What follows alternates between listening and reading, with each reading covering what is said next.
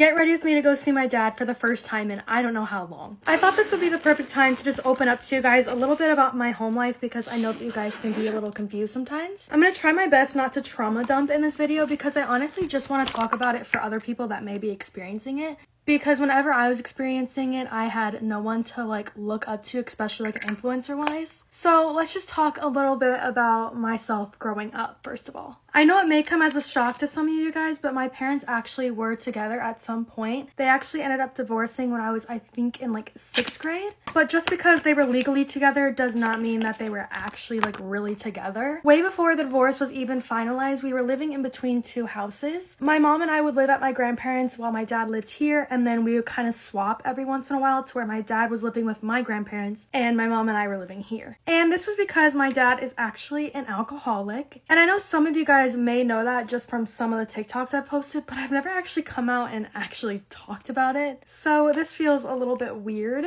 Anyways, at this point in our lives, it had gotten pretty bad. He actually lost his license when I think I was 9 years old. We were taking him to work every morning, which was literally an hour away at 3 a.m. And then I would come back home and go to school after that. So at this point, I think my mom just kind of decided enough was enough, so they finally got a divorce. And to be fair, I really have no memories of my parents actually being together and in love or something. They might have been when I was a baby, I don't know. All I know is that my mom was taking care of me while my dad was, Now that we're at this point in the story, I do just want to say that I don't actually just blame my dad for everything. I know that he has a disease and it wasn't his choice, so just wanted to get that out there. Also, by the time they were divorced, I was old enough to realize what was finally going on. Granted, you might have thought that I was upset, but I was actually happy that they finally got divorced. I don't remember when my dad moved away, but he ended up moving away and getting his own apartment, and I was supposed to go see him every once in a while. But I actually decided not to because at this point we didn't really have a relationship. I hadn't really lived with him in a while, so it just didn't feel any different. Plus my mom, grandma, and grandpa had been raising me forever at this point, so it just felt normal to have these three people as my family. Also, no, he wasn't really paying much, you know what I mean? I just kind of stayed with my mom and my grandparents, and that's how I was raised. And there's absolutely nothing wrong with that. I used to be a little bit embarrassed by it as a kid just because I was growing up in a Catholic school where everyone's parents were basically together, and I was able to see that my mom was getting treated differently because of the divorce and I was getting treated differently because of my parents. So if you're someone that grew up with me or went to high school with me, this is what I was going through during all that time. And like I said, I don't want to get into the nitty gritty and the trauma related stuff, but I did just kind of want to give you guys an overview and a little bit of an explanation as to what my life is, because I'm starting to see a lot of comments talking about